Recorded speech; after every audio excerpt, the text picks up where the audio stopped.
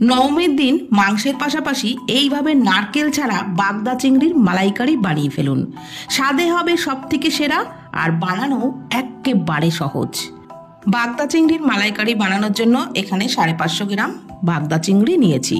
কেটে ধুয়ে ভালো করে পরিষ্কার করে নেওয়ার পর এর মধ্যে পরিমাণ মতো লবণ আর হলুদ গুঁড়ো দিয়ে দিলাম। হলুদ আর লবণ মাছের মধ্যে ভালো করে মাখিয়ে নিয়ে এইভাবে 5 থেকে 10 মিনিট মতন রেখে দেব। প্রায় 10 মিনিট পর রান্নাটা শুরু করছি। কড়াইয়ে সর্ষের তেলের মধ্যে লবণ হলুদ দিয়ে মাখিয়ে নেওয়া মাছগুলো দিয়ে লালচে করে ভেজে নেব।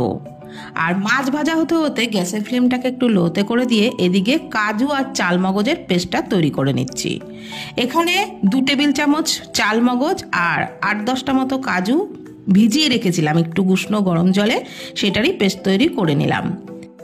এদিকে চিংড়ি মাছও লালচে করে ভেজে নেওয়া হয়ে গেছে। তবে খুব কড়া করে কিন্তু চিংড়ি মাছ একদমই ভাজবেন না। চিংড়ি মাছ একটু নাড়াচাড়া করতে করতেই দেখবেন কালারটা চেঞ্জ হয়ে যাবে, মানে একদম লাল হয়ে যাবে, তখনই কিন্তু মাছগুলো তুলে নিতে হবে। খুব বেশি ভাজলে মাছ শক্ত হয়ে যাবে, খেতেও ভালো লাগবে না। পরের ব্যাচে বাকি মাছগুলোকেও একই রকমভাবে ভেজে নিলাম। তারপরে ওই তেলের মধ্যে গোটা গরম মশলা, তেজপাতা ফোড়নে দিলাম আর দিয়ে দিলাম সামান্য একটু চিনি। ফোড়ন থেকে মিষ্টি একটা গন্ধ বেরোতে শুরু করলে দিয়ে দিলাম পেঁয়াজ বাটা। এখানে একটা বড় সাইজের পেঁয়াজ বাটা দিয়েছি। আর এই রেসিপিতে কিন্তু সব বাটা মশলাই ইউজ করতে হবে, মানে পেঁয়াজ কুচি দিলে ভালো লাগবে না। পেঁয়াজ বাটাটাকে 1-2 মিনিট মতো একটু নাড়াচাড়া করে নেওয়ার পর দিয়ে দিলাম আদা রসুন কাঁচা লঙ্কা বাটা। এখানে 1 ইঞ্চ আদা আর 7-8 কোয়া রসুন আর কাঁচা লঙ্কার পেস্ট দিয়েছি। দিয়ে দিলাম জিরে গুঁড়ো, ধনে গুঁড়ো, কাশ্মীরি লঙ্কার গুঁড়ো, হলুদ গুঁড়ো, লবণ দিয়ে মশলা খুব ভালো করে কষিয়ে নিতে হবে। গ্যাসের ফ্লেম মিডিয়ামে রেখে মশলা কিন্তু খুব ভালোভাবে কষিয়ে নিতে হবে যতক্ষণ মশলার থেকে তেল ছেড়ে না দেয়। মশলার থেকে তেল ছেড়ে দিলে দিয়ে দিলাম প্রথমেই যে মশলাটা করে নিয়েছিলাম কাজু আর চালমগজ, সেটা দিয়ে দিলাম।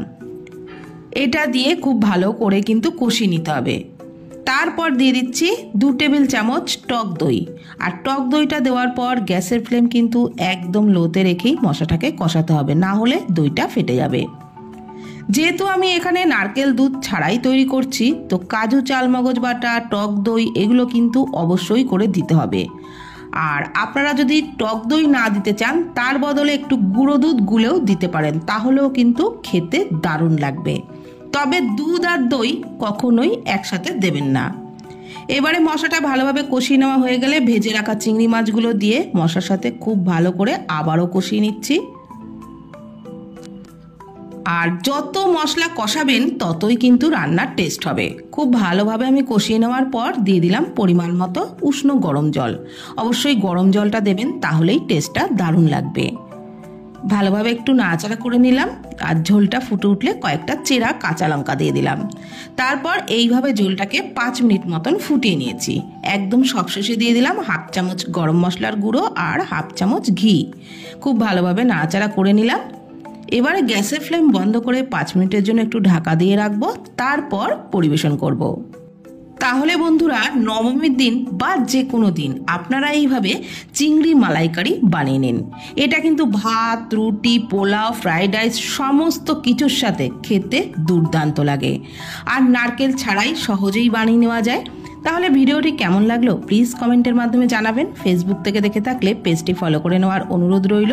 ইউটিউব থেকে দেখলে চ্যানেলটি প্লিজ সাবস্ক্রাইব করে দেবেন। ভালো থাকবেন, সুস্থ থাকবেন, ধন্যবাদ।